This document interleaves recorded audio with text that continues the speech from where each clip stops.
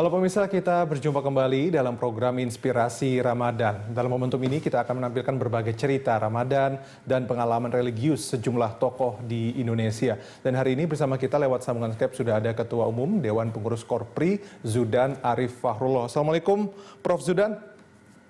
Waalaikumsalam warahmatullahi wabarakatuh, Mas Dudi. Iya, Prof. Zudan sehat ya? Alhamdulillah sehat. Ya.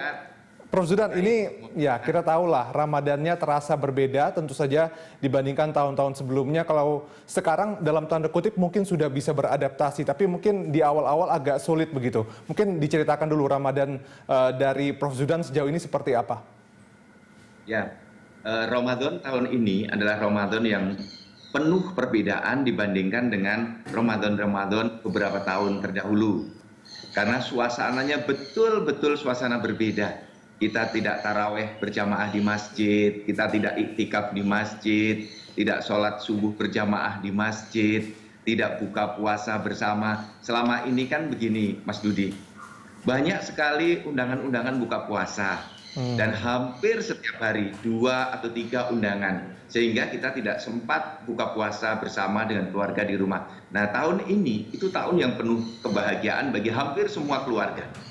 Ayah, ibu, dan anak-anaknya lengkap berkumpul di rumah. Jadi ada hikmah tersembunyi yang kita rasakan menjadi bulan Ramadan yang penuh berkah, berbeda dengan Ramadan-Ramadan terdahulu. Iya, ini sama dengan beberapa narasumber yang sempat saya wawancarai.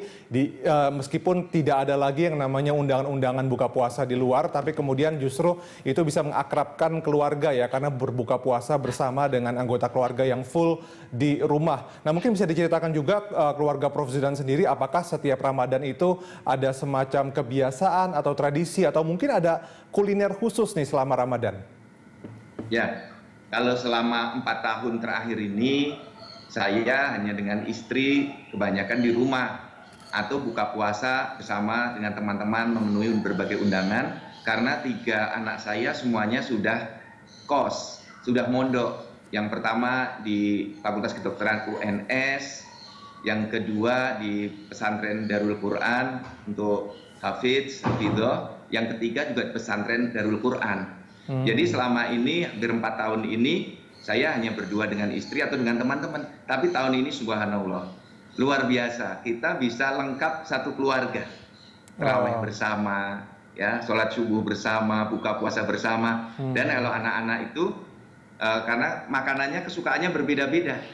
Jadi masaknya juga, yang A minta telur, yang anak kedua minta udang, anak ketiga minta tempe. Ya sudah, istri masak dengan semua yang diinginkan anak-anak karena ingin betul memberi kebahagiaan dan warna tersendiri bagi anak-anak mumpung ada di rumah. Karena selama ini setiap kali Ramadan mereka ada di pondok pesantrennya atau ada di kos-kosannya. Ya mumpung ya Prof ya. Jadi masaknya agak banyak nggak apa-apa gitu Prof ya. Yang penting semuanya terakomodir keinginan makannya untuk berbuka puasa, kurang lebih seperti itu. Tapi Prof, ini kan bulan Ramadannya sudah menjelang akhir ya. Kalau kita lihat ya mungkin aroma lebarannya itu sudah mulai terasa gitu. Tapi kita tahu bahwa ya mungkin sama ya, lebarannya juga tidak akan seperti biasanya. Kita tidak mungkin tidak boleh untuk sholat Id di lapangan, dan kemudian juga tidak bisa ya salam-salaman begitu, mungkin silaturahminya virtual. Sudah ada rencana nanti akan seperti apa Prof?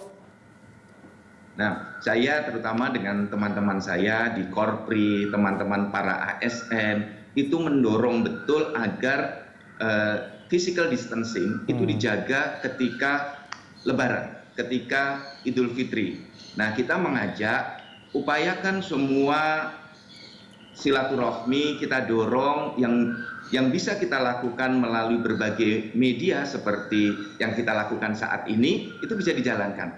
Kalaupun harus ketemu, protokol COVID harus dilakukan. Nah, kalau saya pribadi tetap di Bekasi, tetap menjaga di sini, tidak kemana-mana, bersama dengan pemerintah serta ASN yang lain, dengan para pengurus Korpri, mendorong ASN memberi contoh.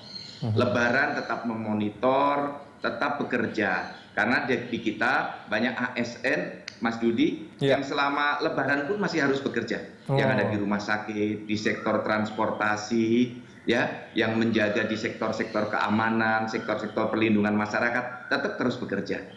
Nah, bicara soal Korpri sendiri, saya sempat pantau tadi ada beberapa berita online begitu. Ini teman-teman Korpri di daerah banyak kegiatan ya Pak ya, kegiatan-kegiatan sosial. Saya lihat katanya ada yang kemudian memberikan sembako kepada pekerja informal, kemudian juga memberikan sumbangan kepada atau santunan begitu ya kepada duafa dan kemudian yatim piatu. Ini memang dari pusat digerakkan seperti itu atau bagaimana Pak? Ya, pada awal Maret kami menerbitkan sebuah edaran mengajak kepada seluruh ASN kita untuk berempati, untuk membangun solidaritas sosial. Karena ASN harus bersyukur betul. Salah satu profesi yang tidak terlalu terdampak dengan COVID dari sisi penghasilan adalah ASN. Yang lain, sektor transportasi sangat terdampak. Sektor pendidikan sangat terdampak. Sektor agama sangat terdampak penghasilannya. Tetapi ASN dijamin oleh negara tetap penghasilannya tidak berkurang, gajinya tidak berkurang. Nah, kami mendorong para ASN menyisihkan sebagian penghasilannya. Setiap bulan ada yang 50.000, ada yang 100.000, ada yang 200.000, sampai dengan pandemi ini selesai. Rata-rata teman-teman berdonasi luar biasa. Yang di pusat saja, baru saja kami membagi 2.000 paket sembako dan lebih dari 3.000 hazmat suite. APD, masker, hand sanitizer, dan lain-lain. Nah, teman-teman juga begitu, Mas. Terus membagikan sebagian penghasilannya bagi yang mendapatkan THR juga terus dibagi untuk bersedekah, berdonasi, untuk meringankan sesama.